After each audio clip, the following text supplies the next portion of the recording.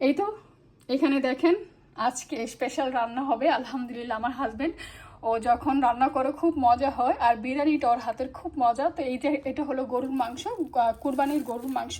আমি এটাকে যে কেটে কুটে ধুয়ে একদম সুন্দর করে এখন রেডি করে রেখেছি। এক বল দেখেন, এক বল মানে মাংস, গরুর মাংস দিয়ে। আর এই যে সকালবেলা পেঁয়াজ আর এই ছোটো ছোটো আলুগুলো এনেছে, আজকে বিরিয়ানি রান্না হবে, গরুর বিরিয়ানি রান্না হবে, এর জন্য এই আলুগুলো বিরিয়ানিতে দিবে, খেতে খুবই মজা। আর আমি কি করেছি, আমার ছুরিতে ধার ছিল না, কারণ মাংস কাটতে হবে, ধার চলে গেছে। তো আমি এই যে এটাতে ছুরিতে ধার নিয়ে নিছি, এটা খুবই ভালো, এটাতে ছুরি ধার দেওয়া যায়। তো এটাতে আমি ছুরি ধার দিয়ে নিলাম, ছুরি ধার দিয়ে তারপর মাংসগুলো তো কেটে কুটে রেডি রাখলাম। এই যে দেখেন, বিরিয়ানিতে আসলে মাংসগুলো একটু ছোটো ছোটো পিস হলে ভালো লাগে।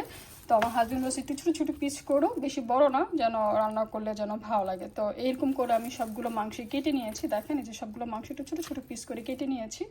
তো এর জন্য আর একটু হাড্ডিও আছে, কারণ হাড্ডি থাকলে, এটা হলো মিক্সড রেখেছি, কারণ শুধু মাংস দিয়ে কিন্তু ভালো লাগে, একটু হাড্ডি মড্ডি থাকলে ভালো লাগে। তো এর জন্য সাথে একটু হাড্ডি আছে। তেল নাই, তেল একেবারেই খুব একটা নাই, একদম অল্প, মানে তেল মানে সব ফেলে দিয়েছি, তেল টেল ফেলে দিয়ে তারপরে আমি এই যে করেছি। এই যে দেখেন, আর কুরবানির মাংস তো আসলে মজা, সবসময় খেতে আপনি যেভাবে রান্না করবেন সেভাবেই মজা। আর তার সাথে হলো যে আমার এই যে আমার হাজবেন্ড সকাল সকালে এই যে পোলাও চাল নিয়ে এসেছে, বাসমতি পোলাও চাল, এটা দিয়ে আজকে মানে বিরিয়ানি রান্না করবে। এই বাসমতি চালটা দিয়ে বিরিয়ানি রান্না করবে। তো এটা হলো 5 কেজির প্যাকেট, এটা হলো 5 কেজির প্যাকেট এটা। আর তার সাথে হলেও তো বললাম যে আলু আমি সব কিছু এখন রেডি রাখছি। চালটাকে ধুয়ে ভরে রাখবো, মাংসটাকে ধুয়ে রেখেছি, আলুটাকে কেটে রাখবো, আর এখন পেঁয়াজ কাটবো। পেঁয়াজ কেটে আমি সব কিছু রেডি রাখবো। তারপরে ইনশাল্লাহ আমার হাজব্যান্ড তো বিরিয়ানি রান্না করবে। আর সবাই দোয়া করবেন, আমার হাজব্যান্ড মোটামুটি যখন রান্না করে খুব মজা হয়। আর আজকে তার রান্না, সে আজকে রান্না করবে, আমাদেরকে রান্না করে খাওয়াবে, আর আমরা ইনশাল্লাহ খাবো। সবাই ভালো থাকবেন, সুস্থ থাকবেন, সুন্দর থাকবেন।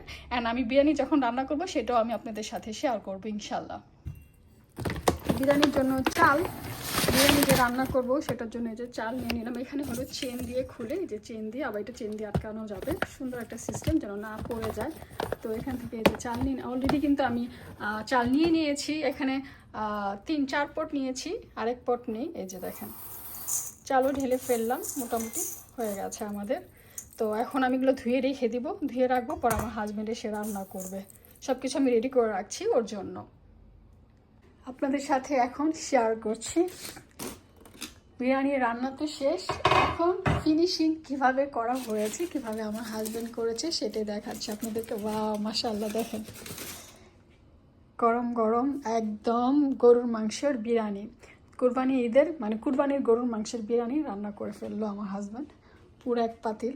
আর মাশাআল্লাহ, আলহামদুলিল্লাহ, সে রান্না করলে বরাবর খুবই মজা হয়। আপনাদের যদি খাওয়াতে পারতাম প্রিয় দর্শক, তাহলে বুঝতেন যে মানে তার রান্নাটা আসলে কত মজা, মানে গালগপ্প না, সত্যি কথা। সে মাশাআল্লাহ খুব ভালো রান্না করে যখন রান্না করে। তো এই আলহামদুলিল্লাহ রান্না শেষ। এখন আমি এটাকে ঢেকে রাখি, দমে রাখি আরও, কারণ এখন তো আর আমরা খাবো না, এখন খাবো না, তো এর জন্য দমে রেখে দিই।